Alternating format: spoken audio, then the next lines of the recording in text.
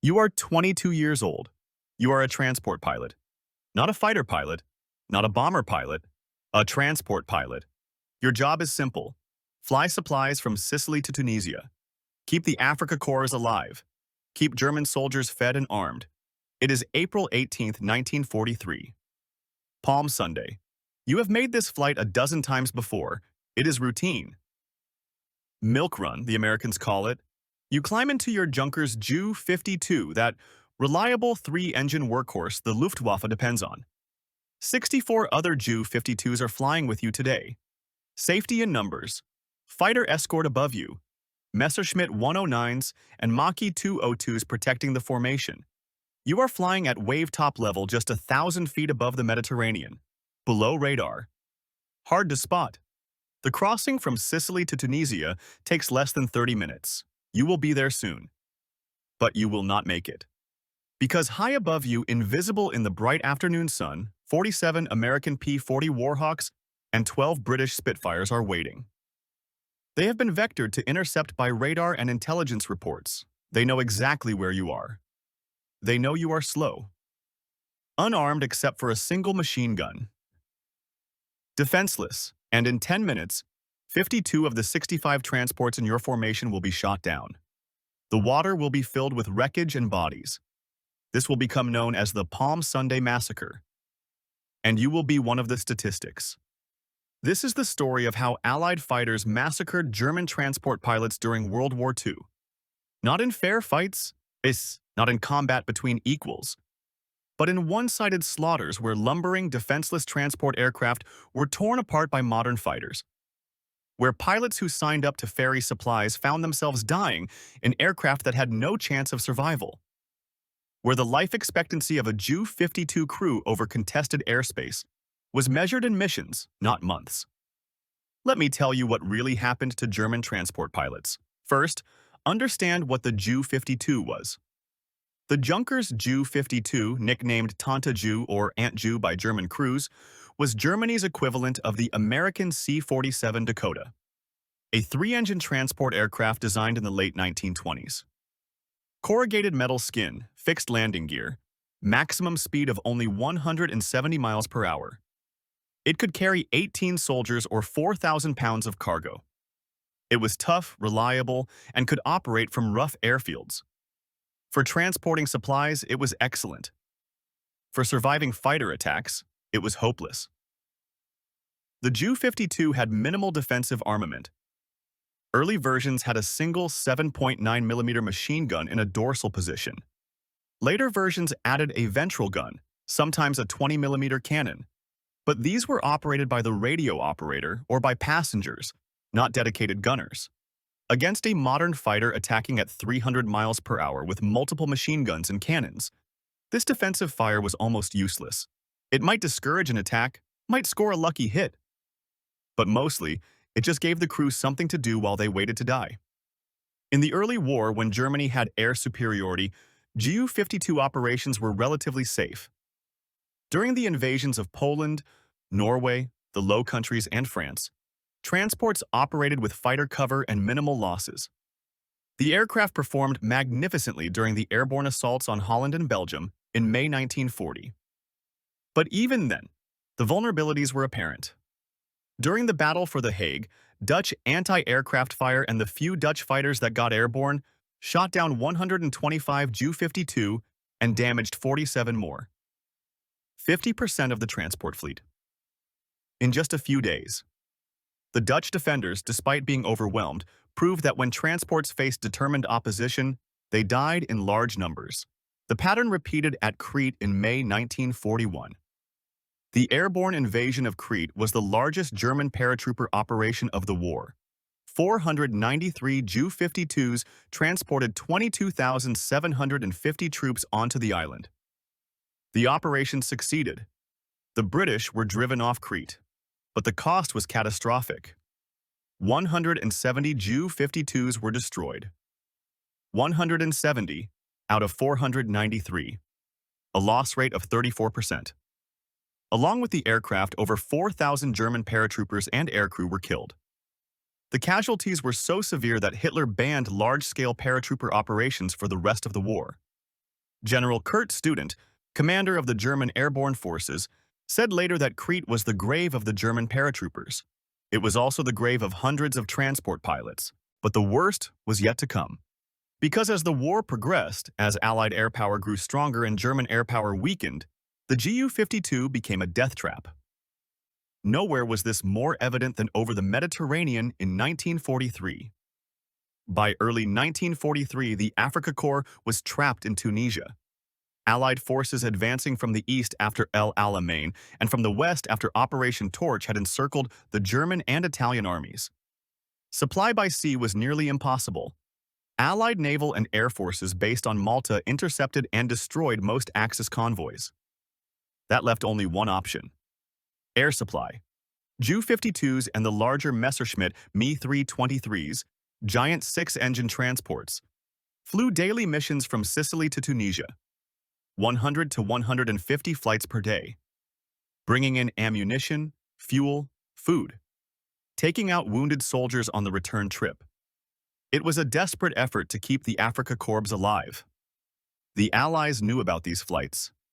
British intelligence, using ultra-decrypts of German communications, knew the schedules, knew the routes, knew exactly when and where the transports would be. And they decided to destroy them. The operation was codenamed Flax. The goal was simple: cut the air bridge, slaughter the transports, starve the Afrika Korps into submission. James Doolittle, commander of the Northwest African Strategic Air Force, planned the operation. P-38 Lightnings, P-40 Warhawks, and Spitfires would patrol the straits between Sicily and Tunisia. When transports appeared, the fighters would attack. No mercy, no quarter, just kill as many as possible. The operation began on April 5, 1943. The first day was devastating.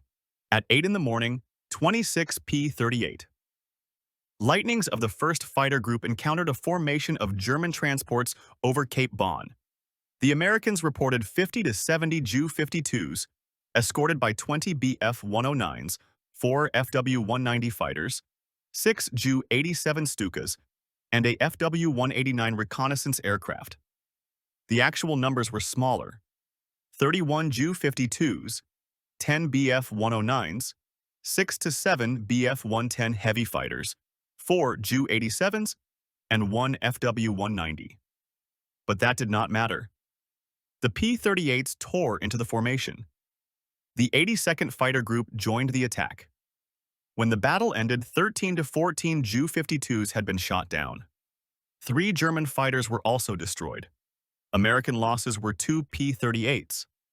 Later that same day, B-25 medium bombers attacked Axis airfields at El Awina. They caught transports on the ground: 2 Me-323s, 2 Ju-52s, and 5 Italian transports destroyed.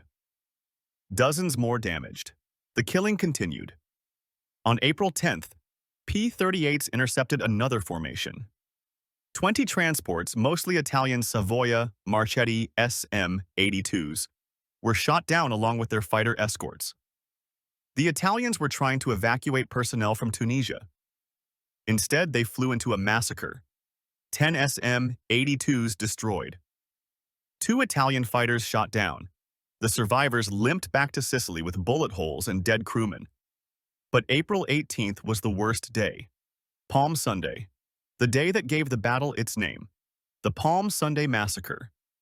In the late afternoon, 47 P-40 Warhawks of the 57th Fighter Group and 12 Spitfires were flying combat air patrol over the straits. At around 5 in the evening, they spotted a massive formation of German transports. 65 Ju-52s flying at only 1,000 feet above the water, in tight formation, heading northeast towards Sicily. These were transports evacuating German troops from Tunisia, soldiers who had fought for months in North Africa, now being pulled out before the final collapse. Each Ju-52 carried 18 to 20 men. That meant over 1,200 German soldiers were in those aircraft, plus the crews. 3 or 4 men per aircraft. Over 1,400 lives in that formation. The transports were escorted. 16 fighters, mostly Italian Mach-E C-202s and German Bf-109s. 5 Bf-110 heavy fighters. But it was not enough. Not nearly enough. The Allied fighters dove out of the sun, the P-40s dropped from 15,000 feet, the Spitfires provided high cover, and the slaughter began. The transport pilots tried to take evasive action, but a Ju-52 could only do so much. Maximum speed 170 miles per hour. No armor, no self-sealing fuel tanks, no ability to maneuver aggressively. The P-40s were twice as fast, armed with 650 caliber machine guns. They dove on the transports from above and behind, long bursts of fire, tracers arcing into the corrugated metal fuselages, engines catching fire, wings tearing off, aircraft cartwheeling into the sea. Inside the transports, passengers tried to help. Soldiers grabbed machine guns and fired out the windows. Desperate, futile gestures. Trying to hit fighters moving at 300 miles per hour with handheld weapons. Some passengers were hit by return fire, wounded or killed before their aircraft even went down. Others watched in horror as the aircraft next to them exploded or caught fire. Knew their turn was coming. Knew there was nothing they could do. The battle lasted about 15 minutes. When it ended, the sea was filled with wreckage, bodies, debris, oil slicks, life rafts with survivors clinging to them, and aircraft. So many aircraft, shot down or crashed while trying to escape. The American pilots claimed 146 victories, later reduced to 58 or 59 Ju-52s, 14 fighters, and 2 to 4 Bf-110s. German records tell a different story. 24 Ju-52s shot down at sea, 9 Bf-109s destroyed, 1 Bf-110, another 35 Ju-52s so badly damaged they crash-landed along the Sicilian coast. Total transport losses, 59 aircraft, out of 65. A 90% casualty rate. Think about what that means. If you were a transport pilot in that formation, you had a 9 in 10 chance of your aircraft being destroyed or damaged. 9 in 10. Those are not combat odds. That is a massacre. Allied losses were minimal. 6 P-40s and 1 Spitfire shot down.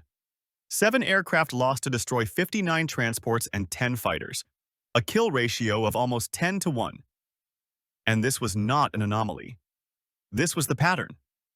Throughout Operation Flax, Allied fighters destroyed German transports at ratios that were almost unbelievable. The psychological impact on surviving transport crews was severe. You knew that every time you flew, you might encounter Allied fighters. And if you did, you were probably going to die. The Ju-52 had no chance. No speed to run, no armor to protect you, no weapons to fight back effectively. You just had to sit there and hope the fighters did not see you. Hope they were attacking someone else. Hope you got lucky. Some pilots refused to fly. Others flew but were terrified. Vomiting before missions. Shaking so badly they could barely hold the controls. These were not cowards. These were men who understood the reality that they were flying an obsolete, defenseless aircraft into an environment where the enemy had total air superiority. Where every mission might be their last. After the Palm Sunday Massacre, Hermann Göring, commander of the Luftwaffe, ordered all transport runs to Tunisia to cease. Albert Kesselring, the theater commander, complained the Africa Corps still needed supplies. So Göring relented, but transport missions would now be flown only at night and at a much smaller scale. The daylight air bridge was dead. Operation Flax continued until April 27th. 22 days of hunting German transports. The exact losses are disputed. German records are incomplete.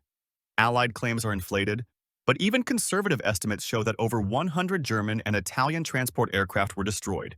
Ju-52s, Me-323s, SM-82s, shot down or destroyed on the ground. Along with them, hundreds of aircrew, thousands of soldiers who were passengers. The Luftwaffe never recovered from Operation Flax.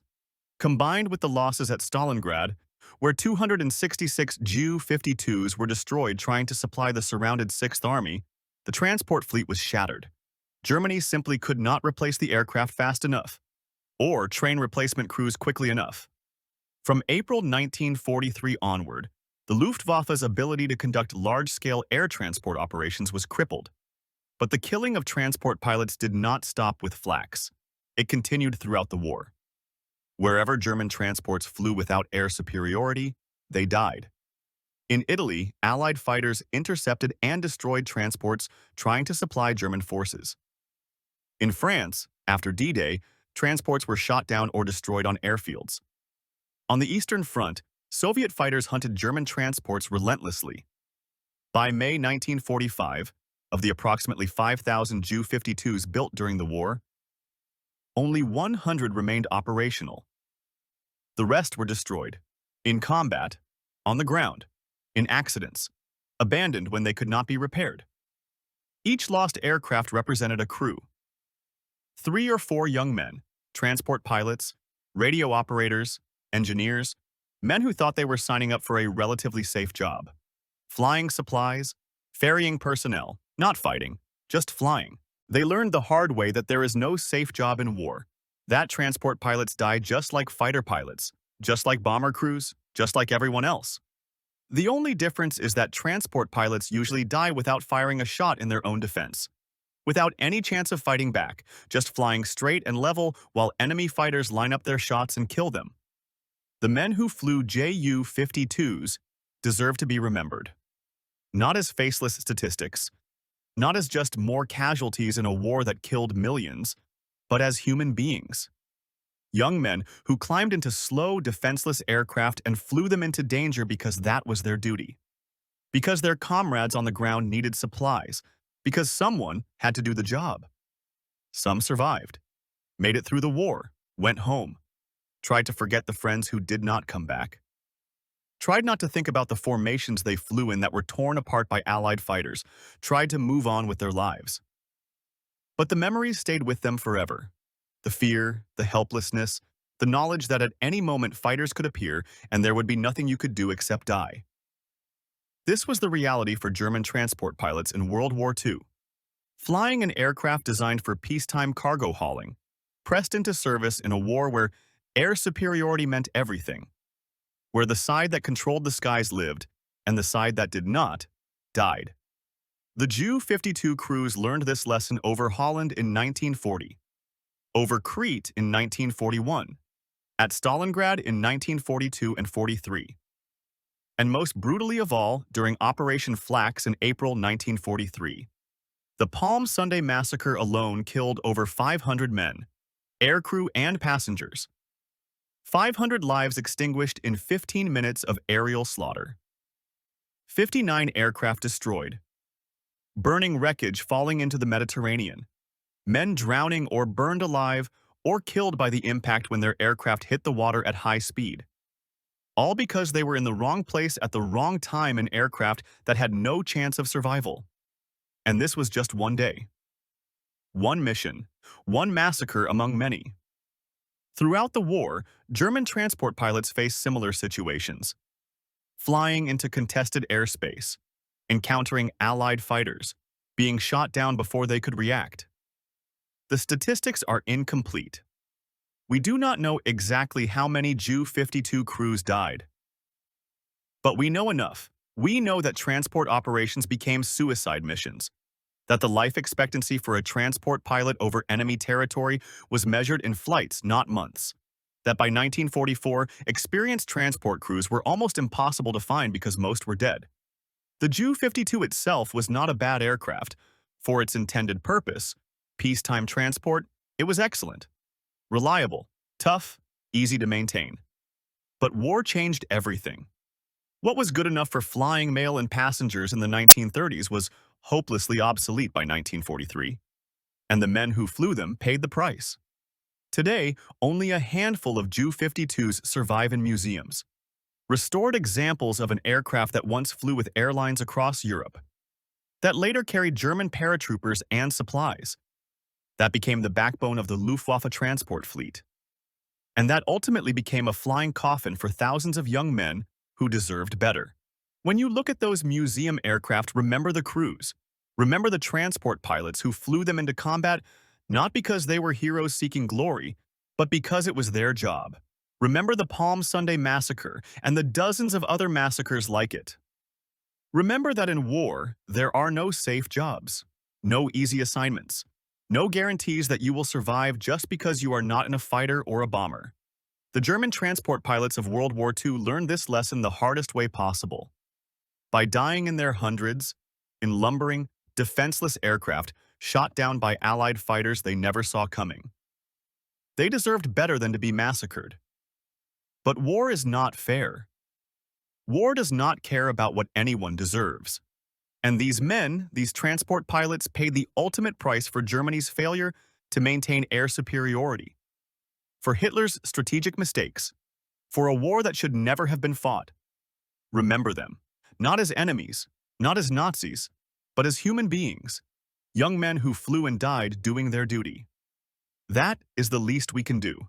Remember the massacre, remember the pilots, remember what really happened to German transport crews when Allied fighters found them defenseless and alone over the Mediterranean in April 1943. And remember that in war, everyone suffers, everyone dies, and there are no winners, only survivors.